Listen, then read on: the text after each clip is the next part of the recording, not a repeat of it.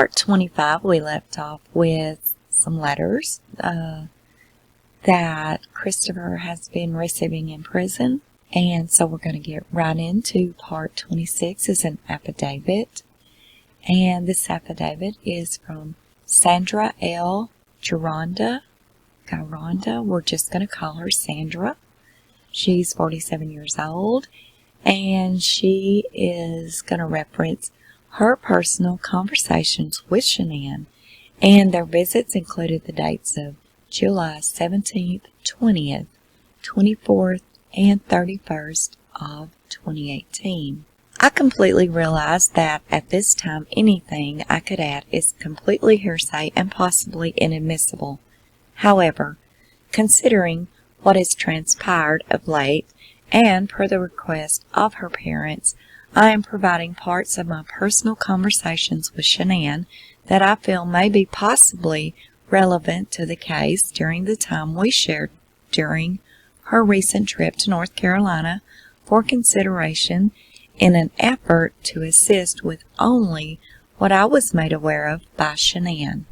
I have known Shanann since she was about 15 years old. I met her and her mother, father, and brother when she worked for my family's restaurant as a hostess in Southern Pines. She later worked for our family's second restaurant location in Pinehurst in the same capacity. We became very close and bonded as close friends during her younger years, easily fast friends. She considered me an elder, confident, and I was more than happy to oblige her when she needed someone to reach out to for advice. We remained friends after her employment in my family's restaurants. Later, I helped her get a job at A1 Wireless, where we worked for a short time. I have not seen her in person since she moved to Colorado.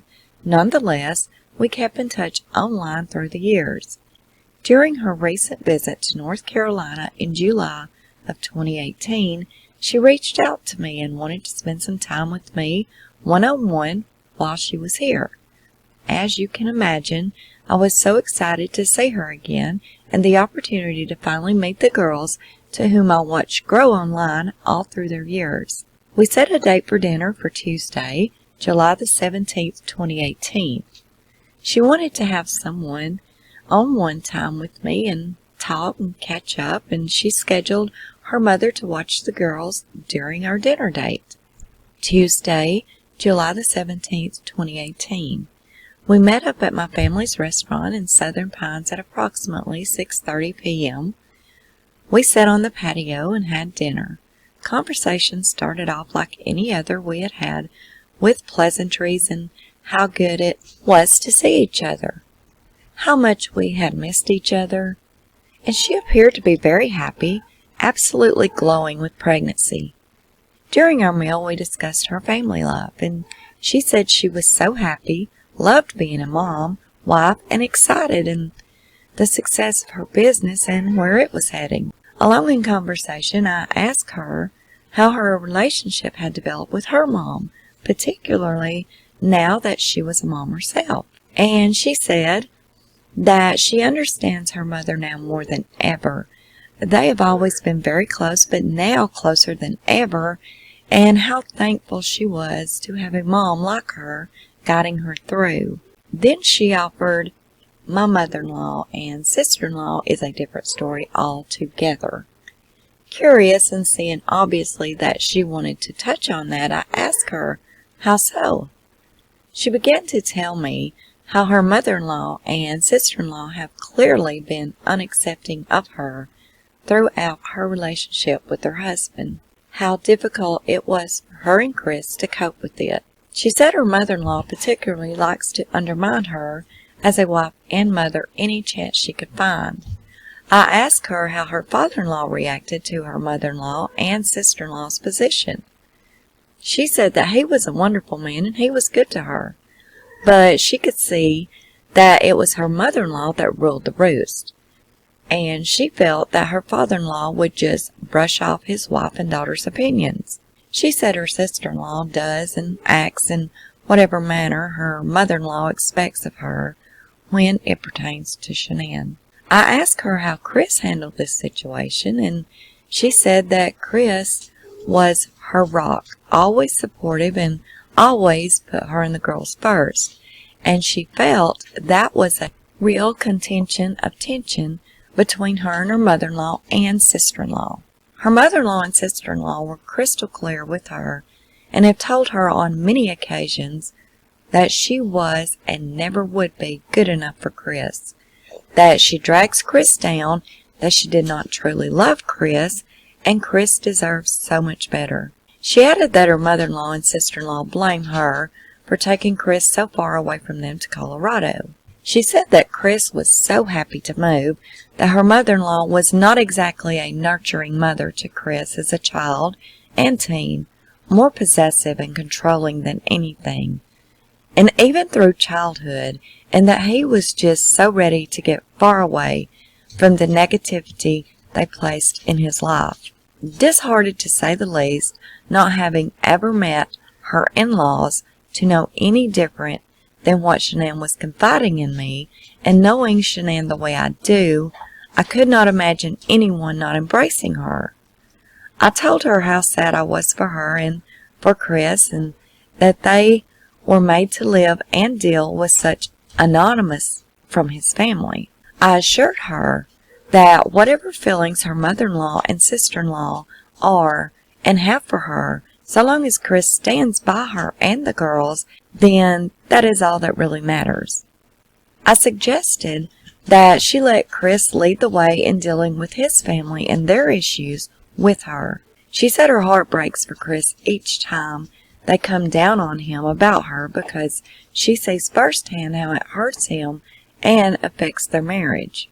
To add insult to injury, Shanann then added that her mother-in-law had done what she could through the years to make her daughters Bella and Cece feel less than throughout their lives. Shanann said she felt like her mother-in-law would just go through the motions of being a good grandmother for Chris's sake, but could see the actions outweighed the words. Same applied to her sister-in-law. I asked Shanann for an example, and she said, quote, "Oh girl, so many," unquote.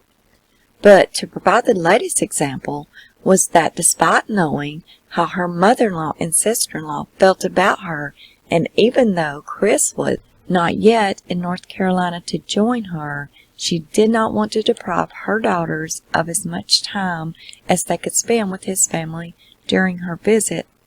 So Shanann arranged a visit with them, and I understand that this was something during the week before our dinner together. She said the visit seemed to be going along smoothly at first.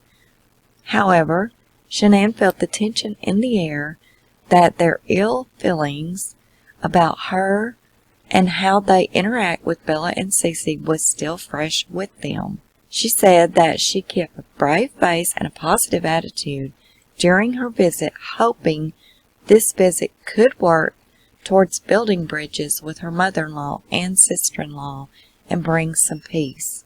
She said they had lunch, and I believe on the patio, hot dogs if I remember correctly, and that after lunch her mother-in-law had Bella and Cece follow her into the kitchen for some dessert. Shanann heard the girls getting excited, possibly out of hand and out of motherly curiosity. Shanann went into the kitchen to check on them and found that her mother-in-law was handing the girls a small bowl of ice cream. Shanann noticed some pieces of something in the ice cream, and Shanann asked her mother-in-law if the ice cream had nuts in it, and her mother-in-law responded, "Yeah, just a little." Shanann was stunned and told the girls, "I'm sorry, girls, you cannot eat that."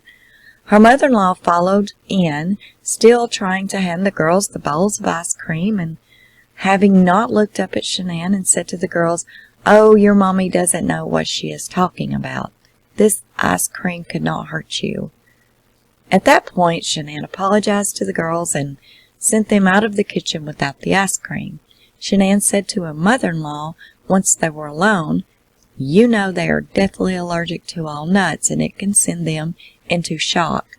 I do not understand how you think it is okay to give them ice cream with nuts in it. Please respect their dietary restrictions, and to please ask me first when offering any food to the girls, and I will let you know if they can eat what you are offering." Her mother-in-law waved her hand in dismissal at Shanann and told Shanann that she was just being overprotective as usual, and passed her by to head back out to where the sister-in-law was with the girls. Frustrated, Shanann followed her mother-in-law out of the kitchen. Shanann said it was so hard for her not to raise her voice, but said she did not want to create a scene with her in-laws in front of the girls, so she bit her tongue from saying anything further and followed her mother-in-law out of the kitchen to where the girls were visiting with their sister-in-law. Shanann noticed that when they rejoined the girls and sister, that the sister-in-law abruptly got up and went into the house. About 5 or so minutes farther into their visit from that point, Bella told her mother that she was thirsty, so Shanann went into the kitchen to get her something to drink. She said she was floored to find her sister-in-law placing a large bag of mixed nuts on the kitchen table in clear reach of the girls. She asked her sister-in-law why she would do that, and her response to Shanann was, "We always have nuts out on the kitchen table." Shanann told her, "I was just in here and there were no nuts on the table. You know how allergic the girls are of nuts." Shanann told me she was just so upset, hurt, shocked, and amazed that they both would try to offer her girls nuts directly and indirectly, and that she felt that her only course of action was to simply collect the girls and go home to her parents' house. Shanann said that despite their actions, she informed them of Cece's upcoming birthday party, time, place, and asked them to please be there, that it would mean so much to the girls and Chris if they could make it. With that, Shanann left with the girls.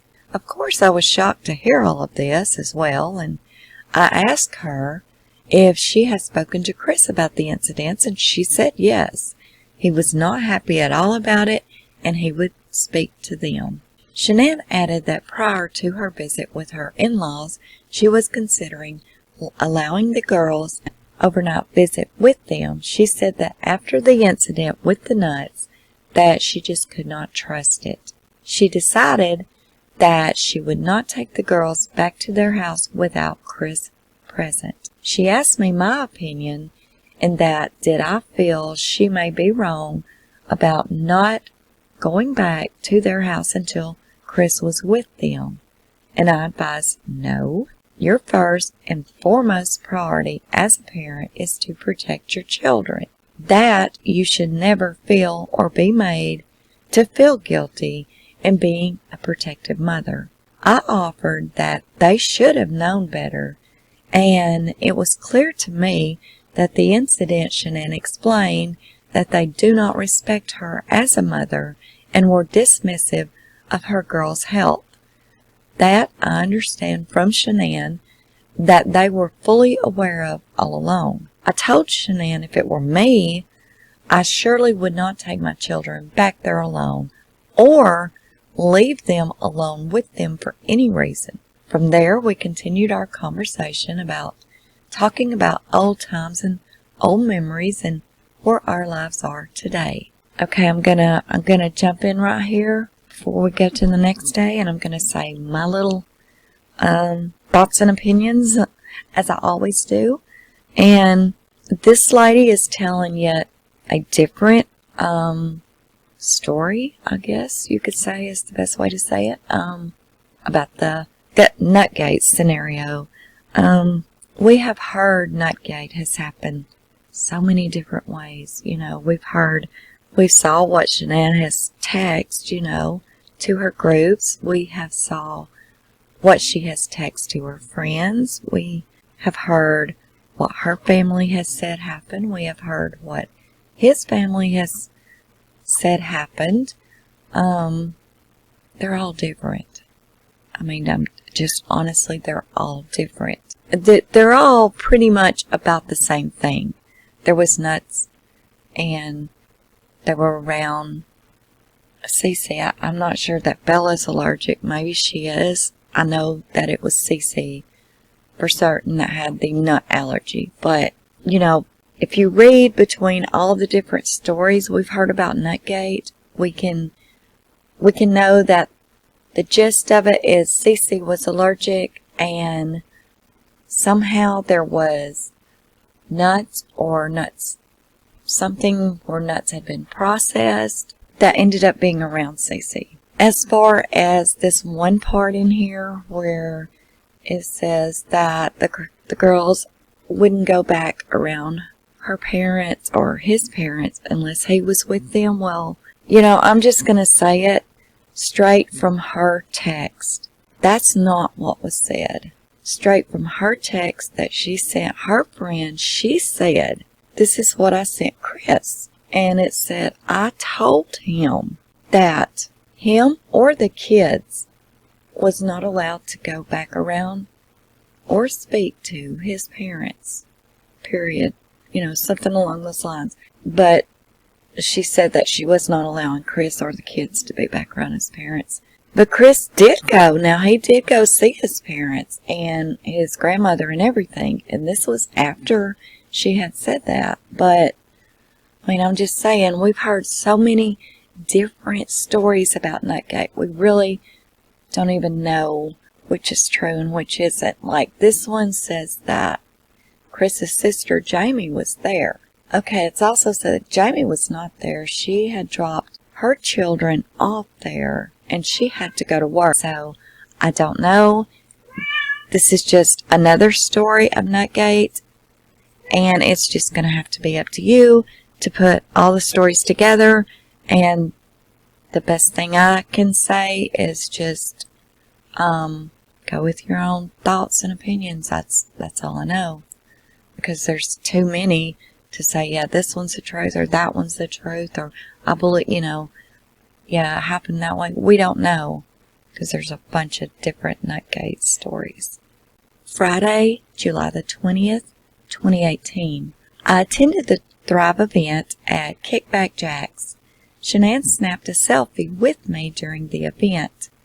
After the event, we remained together with a few of her friends and had a wonderful time enjoying some girly time with her friends. She did not speak of anything that may be of concern to her during that time, just that she was looking forward to next Thursday to pick up where we left off in conversation. Tuesday, July the 24th, 2018. We had our second one-on-one dinner at my family's restaurant in Southern Pines. We met up at around 6:30 p.m. and sat in the main dining room. As conversation went underway, I asked her how Cece's birthday party went, and she said it was wonderful and the girls had so much fun. They were so happy with the party, that the girls were missing their daddy and wished he was there, as did she. She then said, "Guess he did not show up." Shanann informed that Chris's family did not make it to the party. They did not call or text to let her know that they would not make it. Shanann said she texted and called them several times during the party to see if they remembered and to assure they knew where to go and what time the party was. Shanann said that they never responded to her calls or text. Shanann told me how sad she was for the girls that they did not make it to the party. Shanann vented to me, "It does not matter how they feel about me personally. There is no excuse for them not to make it to the party for the girls." Shanann further added that she had a feeling that they did not come because Shanann declined allowing the girls an overnight visit because of the nut incident, that they knew Chris would not be at the party, and that it was their way of retaliation towards Shanann. Shanann was clearly hurt that they were a no-show. I asked her if she had spoken to Chris to let him know that they were not at the party, and she said yes, and that Chris said he was upset by it and that he would talk to them. I offered for her not to dwell on it further. It was their loss in my opinion, and to just let Chris handle it. I advised her to stay positive and not allow their behavior to affect her negatively, bring her down on her trip, and to just enjoy the people who enjoy her and the girls in return. Shanann said that she was trying her best and would continue to try, but it just hurts her so bad that they think so little of her that they would take it out on the girls. She then added, "Do you remember last week when I said I would not go back to their house to visit with the girls without Chris?" And I said yes. She then said, "I have decided that it would be best for the girls and Chris if I did not go with them during their visits to her in-laws. Chris can take the girls for a visit when he gets here if he still wants to after the way they have treated our girls."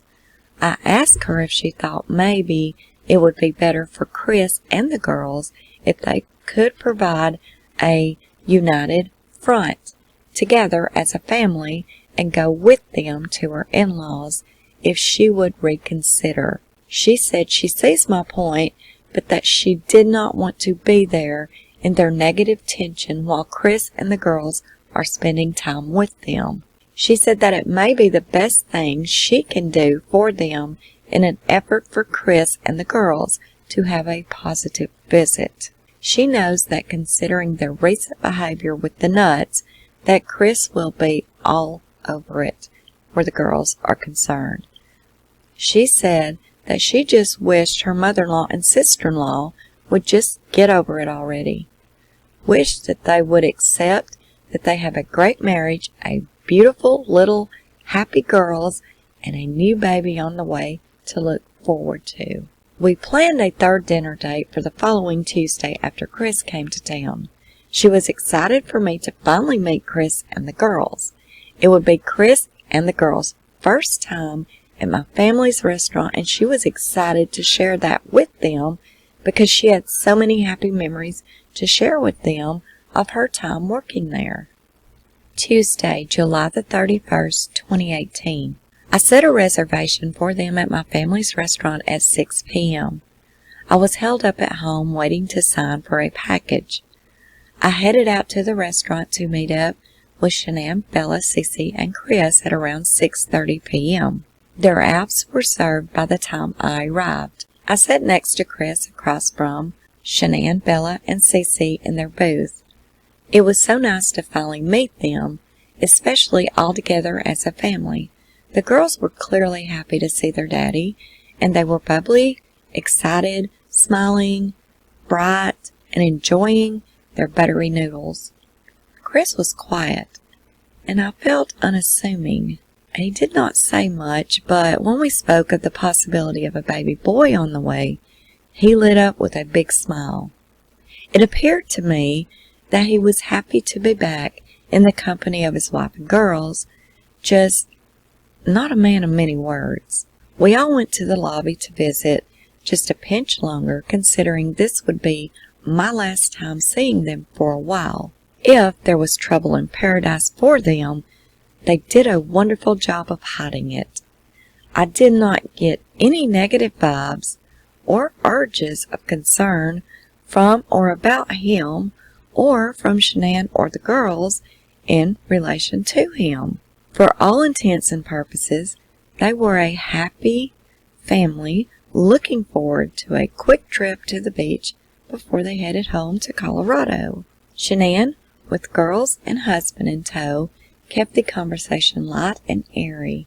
She did not bring up any family issues and was just so happy to have Chris with them in North Carolina after having been apart those past weeks. At about 9 p.m. or so, we said our farewells. Shanann snapped a picture of me and the girls in the restaurant waiting area, and then I walked them out. I had no inclination that I would never see them again. Later, she posted on Facebook that she felt very ill, thought it felt like she was experiencing symptoms of food poisoning. She later texted me with another self-diagnosis of dehydration. I chalked it up as side effects of pregnancy. I had no idea or could have ever expected that just a few short weeks later I would hear that they went missing and then murdered, and that Chris confessed to killing them all. My heart and mind just kept going back to my one-on-one conversation with Shanann during our dinner dates, and the troubles she had been having with her in-laws, past and present, wondering, could any of it be connected? I wondered how much of what Shanann confided in me about her in-laws was shared with her mother, father, brother, or other close friends while she was visiting North Carolina. I do not know if any of us will ever truly have all the information about what exactly occurred. What we do know is that Shanann, Bella, and Cece, and unborn baby Nico Lee, are gone to us all, and that they deserve so much better than to lose their lives in such a violent manner at the hands of pure evil. I do not care to, nor will I speak to any media outlet on this matter in any capacity for any reason. I respectfully request that the information, all details of this affidavit, not be shared with any media outlet in any format for any reason. I provide this affidavit strictly for the insight it could provide. I, like her family and many friends, seek justice for Shanann, Bella, Cece, and their unborn son, Nico Lee, the four precious souls Chris so selfishly robbed this world of. Respectfully, Sandra L.G., August the 20th, 2018. And then it's signed by a notary. Going on down this police department. On August the 16th, 2018, during the late afternoon hours, evidence technicians from both the CBI and the Frederick Police Department located two bodies whom police have strong reason to believe are Bella and Celeste Watts, the daughters of Shanann Watts. While we will not disclose the location as to where these bodies were located, police can say that they were found in close proximity to the other body, whom officers strongly believe is Shanann's. The Frederick Police Department and CBI will not answer any questions and ask that all media inquiries be referred to the Weld County District Attorney's Office. Okay, going on down.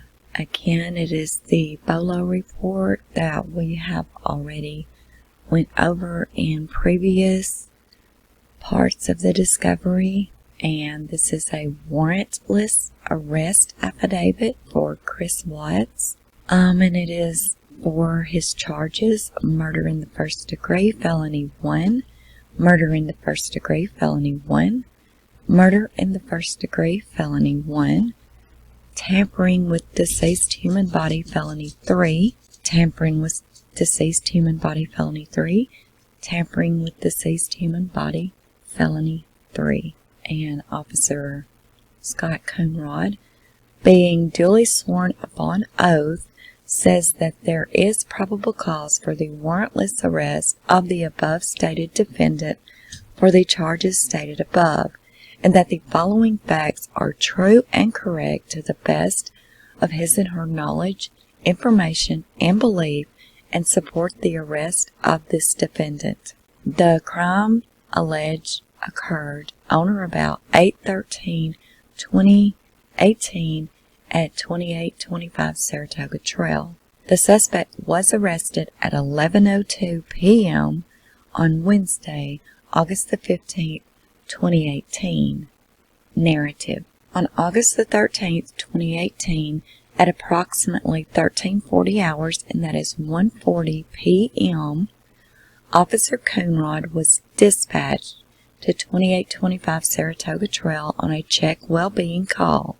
The reporting party, Nicole Atkinson, called about her friend Shanann Watts. Nicole stated she dropped Shanann off at a residence at 1:48 a.m. after returning from a business trip that took place in Arizona. Nicole stated Shanann was 15 weeks pregnant and was not feeling well during the trip.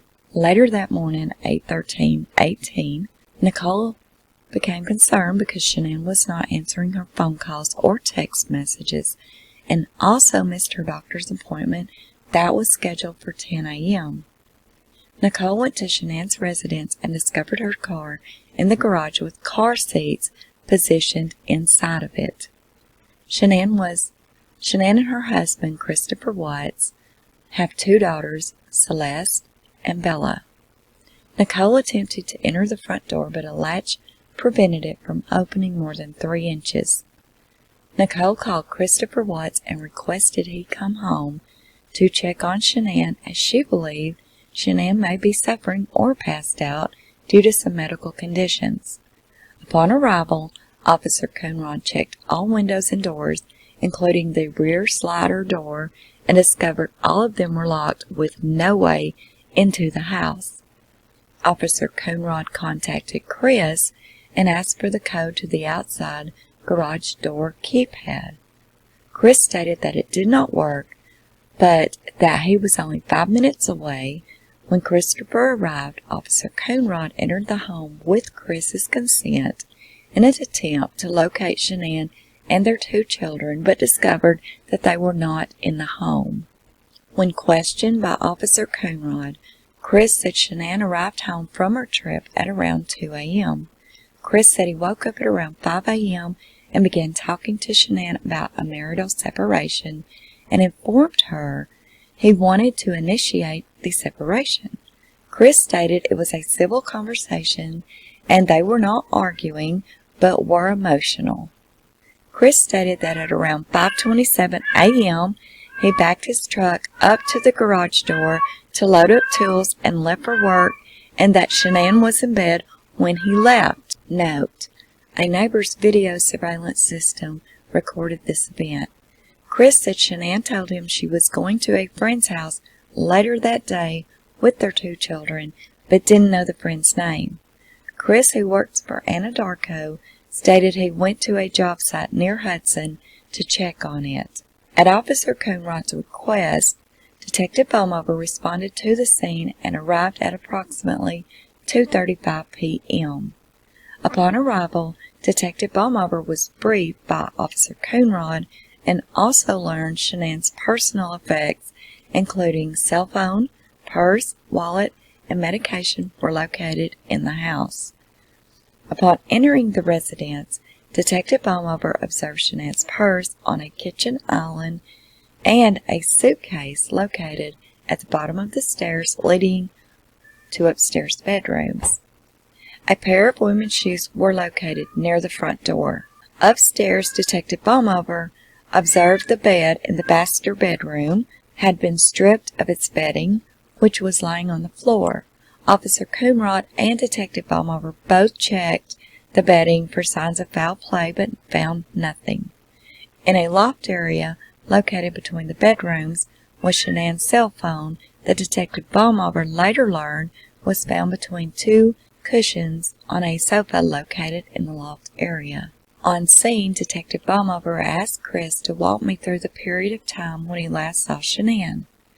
Chris said Shanann arrived home from the airport at approximately 1:48 a.m., 8/13/18. At approximately 4 a.m., he informed Shanann he wanted to go through with a separation, and they were both upset and crying. Chris said Shanann told him she was going to a friend's house that day. Chris said at approximately 5:27 a.m., Chris backed his work truck into the driveway to load up tools and shortly thereafter drove off to a work site near Hudson. Neighbor Nate, home video surveillance shows Nicole's vehicle leaving at 1:48 a.m. At 5:27 a.m., Chris's truck is observed backing into the driveway and leaving a short time later. Chris provided consent to check Shanann's phone and ultimately surrendered it to allow Detective Bowmover to examine it for information leading to Shanann and the daughters' whereabouts. Detective Bowmover transported the phone to the Frederick Police Department, where it has remained since Detective Baumhover collected it. A neighborhood canvass was conducted for several hours later that evening by patrol, and a check well-being bolo was initiated through dispatch. On 8/14/18 at approximately 7 a.m., Detective Baumhover learned neither Shanann nor the girls had returned to the residence. Detective Baumhover requested an immediate press release to be issued, initiated assistance from CBI to ultimately the FBI. A 2-day investigation revealed that Chris was actively involved in an affair with a co-worker, which he denied in previous interviews and a subsequent polygraph. The polygraph also indicated Chris was very deceptive when answering questions regarding knowledge of Shanann and the girls' whereabouts, and if he had anything to do with their disappearance. In a subsequent interview, Chris was confronted about his deceptive polygraph results and asked to speak with his father, who was present at the police department.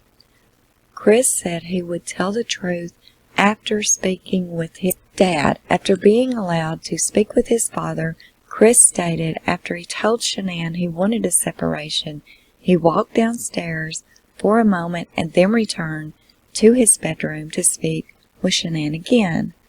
While in the bedroom, via the baby monitor located on Shanann's nightstand, he observed Bella sprawled out on the bed and blue, Shanann actively strangling Celeste.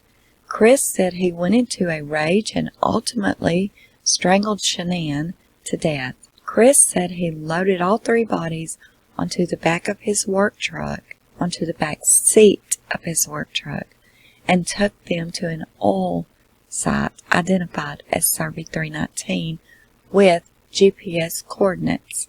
Chris said he buried Shanann near 2 oil tanks and dumped the girls inside the oil tanks. Chris was presented an aerial photograph of the tank battery area and identified 3 separate locations in which he placed the body. Prior to Chris's confession, investigators arrived at Survey 319 with consent to initiate a drone search of the area. At approximately 4:15 p.m., investigators spotted a bed sheet in the field near the tank battery. The sheet matched the pattern of several pillowcases and a top sheet recovered from a kitchen trash can from the Watts residence earlier that day. That search was conducted with prior consent provided by Chris. The drone search also revealed fresh movement of dirt consistent with a shallow grave near the oil tanks. And since none of this is signed, I'm assuming this is just the copy of the original. Property items. Item number 1, recovered pillowcase with residue. Item number 2, recovered pillowcase. Item number 3, recovered top bed sheet with residue. And all of these were recovered on the 15th. These were taken out of the home. Item number 4, a jewelry precious metals. It's an Apple Watch, green. This one is an Apple Watch, gold and pink. A computer, MacBook Pro, computer, iPad, computer, Echo from the kitchen area, a wireless dual-bound gigabyte router, clothes, leggings, cover, clothes possibly last seen in, black with pattern. Item 11 recovered, book, Hold Me Tight hardback, 12, light blue nitrile glove, 1. There's only 1. Item number 13, all bedding and pillows from Bella's room, all bedding and pillows from Celeste's room, corner master bedroom comforter, all master bedroom bedding and pillows, master bedroom men's clothing from corner, clothes on the master bed, all clothes and hamper in the master bedroom bathroom, baby monitor with 2 cameras, Dell laptop, which is Chris Watts' work computer, a computer black and red USB drive, another USB drive, and another USB drive, Home Depot store. Another USB drive from Home Depot, a black plastic bag, and another black plastic bag, gray and white bed sheet, the rake head, the rake handle, suspected hair from the east oil tank, and a partial rake handle. Item number 33, white Minnie Mouse underwear from Celeste Watts at the autopsy. 34, pink oil-soaked t-shirt from Celeste Watts at autopsy. Item 35, face swabs from Celeste Watts at autopsy prior to cleaning. Face swabs from Celeste Watts at autopsy after cleaning and removing the oil, and this was 8/17, August the 17th. Item number 37, recovered anterior neck swabs from Celeste Watts at autopsy prior to cleaning, anterior neck swabs from Celeste Watts at autopsy after cleaning, oral swabs from Celeste Watts at autopsy, vaginal swabs from Celeste, and DNA card Celeste Watts at autopsy. And item number 42, X-ray disc Celeste, control swabs Celeste, skin from left and right hands with fingernails from Celeste. Item number 45, pink pajama top with heart and butterfly design from Bella at the autopsy. 46, oil-soaked underwear from Bella Watts at autopsy. Face swabs from Bella after cleaning and removing oil. Anterior neck swabs from Bella after cleaning and removing oil. Neck swabs from Bella prior to removing the oil. Face swabs from Bella prior to removing oil. Item number 51, oral swabs from Bella at autopsy. Vaginal swabs from Bella. Item number 53, left palmar swab from Bella at autopsy. Right palmar swab from Bella. Left hand fingernail clippings from Bella. Right hand fingernail clippings from Bella. Control swab from Bella. DNA card from Bella. X-ray disc from Bella. Item number 60, blue thong-type underwear from Shanann Watts at autopsy. Purple and white cotton t-shirt with silver peace sign and heart design from Shanann. Black bra from Shanann. White metal post nose ring with clear stone from Shanann. Brown paper bag from Shanann, right hand. Brown paper bag from Shanann, left hand. Coroner's body bag sheet from Shanann. Fingernails from Shanann Watts at autopsy, right hand. Fingernails from Shanann Watts, left hand. Palmar swab from Shanann, right hand. Palmar swab from Shanann, left hand. Face swabs from Shanann. Anterior neck swab from Shanann. Control swabs from Shanann. And X-ray disc from Shanann. Many people have asked, did they get fingernail clippings or anything from under Shanann's nails? And so there is your answer. Yes, they did.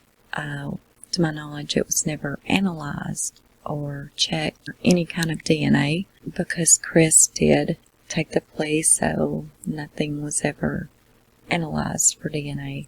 Item number 75, DNA card from Shanann, submitted to CBI from the morgue. Fingerprints from Shanann. Anterior neck swabs from Shanann. Fetus from Shanann at autopsy, submitted to CBI from morgue. Cardboard liner from bottom of drying cabinet containing coroner's sheet. Dirt particles from coroner body sheet. Cardboard liner from drying cabinet containing victim's clothing. Spade or round type shovel from the work pickup. Square point shovels. Red handled sickle from the work truck. Red gas can from the work truck. Work boots from the work truck. Black. DNA swabs from the steering wheel of the work truck. Driver's side seat cover from the work truck. Passenger side seat cover from the work truck.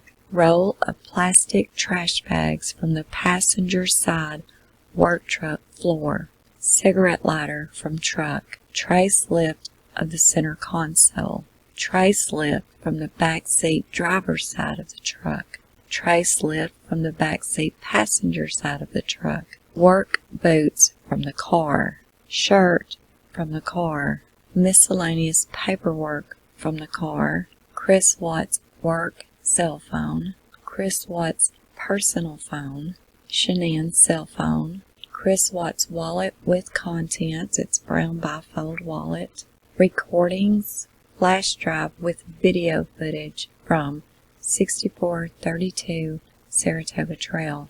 Pretty sure that's Nate's. 827 it was recovered. McDonald's video footage with flash drive. Apple iPhone 6 from Nicole Kessinger, September the 4th, 2018. Typed notes from Nicole Kessinger, 7 pages, September the 4th, 2018.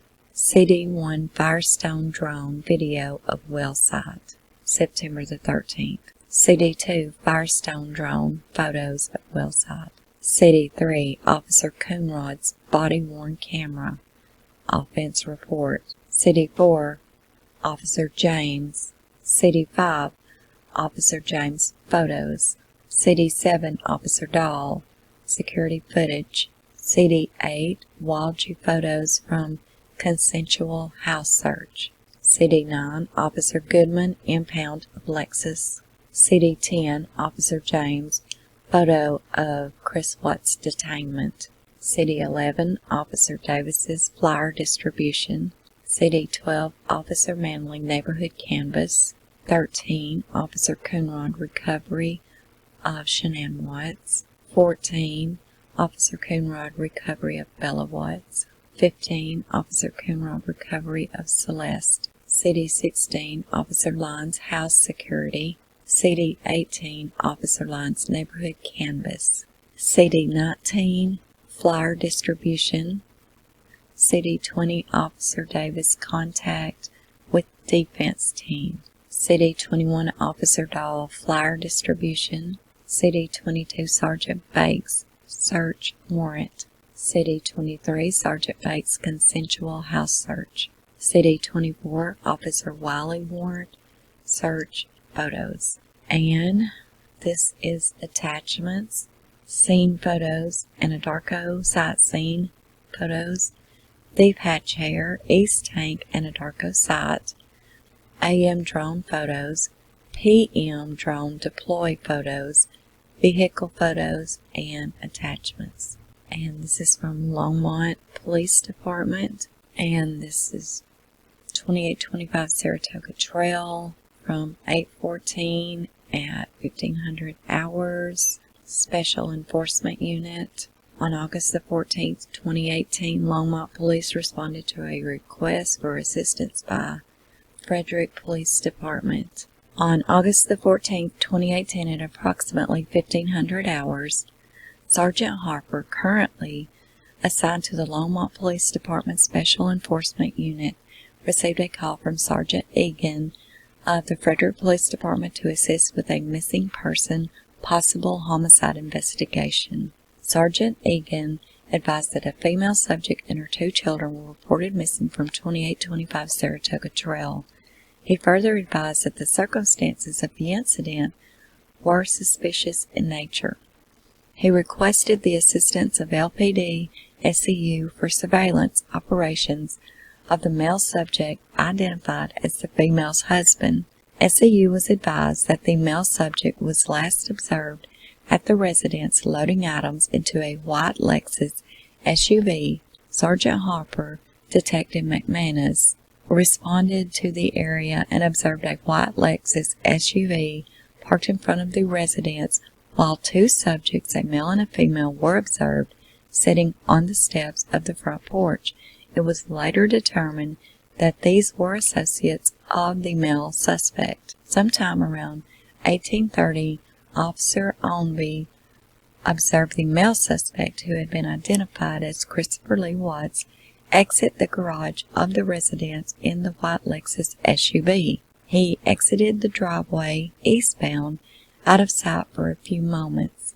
Surveillance units then observed him stop at a brown Ford pickup that appeared to be a fleet truck for an oil company based on its markings and description. The vehicle was identified as belonging to Watts as a business-owned vehicle for Anadarko Oil Services. It was identified by the state of Colorado registration. Information relayed by Sergeant Egan regarding the investigation was that Watts had been observed loading items into this vehicle early in the morning of the disappearance, which was described by the neighbors as being unusual behavior. He was at this vehicle for several minutes with the rear hatch of the Lexus open and the doors of the truck also open. He then departed, but immediately returned to the truck for a few more moments. He departed the neighborhood traveling directly to I-25 southbound. Surveillance units kept him in sight as he continued south to 136th Avenue, where he turned eastbound. He then turned north on Washington Street. He traveled to Highway 7 and turned east. Detective Steele arrived to assist with surveillance around this time. He then flipped a U-turn and traveled west back to I-25 northbound. He got off at Highway 52, traveling east, and ultimately traveling directly to the Frederick Police Department, where he had been requested for an interview with detectives. Detective Schultz arrived to assist around this time. After the interview was completed, Sergeant Egan advised that he believed Watts would travel to 12255 Claude Court in North Glen, so he was headed to Nichols. But instead, he did a U-turn and went back to the police department. Because 12255 Claude Court in North Glen is Nichols' house. That is her apartment. So why did he stop at his truck for a few minutes and he was taking things out and moving stuff around from the SUV to his truck, and then head right straight towards Nichols? But then either he noticed they were watching him, or maybe he was on the phone with her. I don't know, but he did a U-turn and went straight to the police department. That's very weird. Watts was observed leaving the police department following a blue sedan, which came back to the same registered owners as the couple originally seen driving the other white Lexus SUV. Watts was observed leaving the police department following a blue sedan, which came back to the same registered owners as the couple originally seen driving the other white Lexus SUV. I don't know. Both vehicles drove directly to 12615 Jersey Circle, West Thornton, Colorado. Watts was observed entering the garage at this location. The blue sedan was parked in the garage next to the white Lexus SUV observed in front of the Watts residence at the beginning of the surveillance operation. Surveillance units were released at this time. No further actions to report by any surveillance. Wow, that's pretty interesting, huh? So Sergeant Egan knew or believed for sure he was headed to Nichols. And then for whatever reason, but before he did that, he stopped at his truck and then he took off immediately. I don't know. And this is on August the 14th at 1500 hours, which is 3 o'clock, but it was 1830 when Officer Obie observed all this weird stuff happening. And so that is 6:30 p.m. that they thought. He stopped at his truck, moved things around, was headed straight to what they believe was Nichols' house, and then he did a U-turn and went to the police department. Very odd. Very, very odd. Okay, guys, I'm going to end this right here, and we will be back very soon with part 27. If you learned anything new in this, or if you just feel like being super nice and giving me a thumbs up, I really would appreciate it. You guys have a great day, night, evening, wherever you may be. This is Unjustified.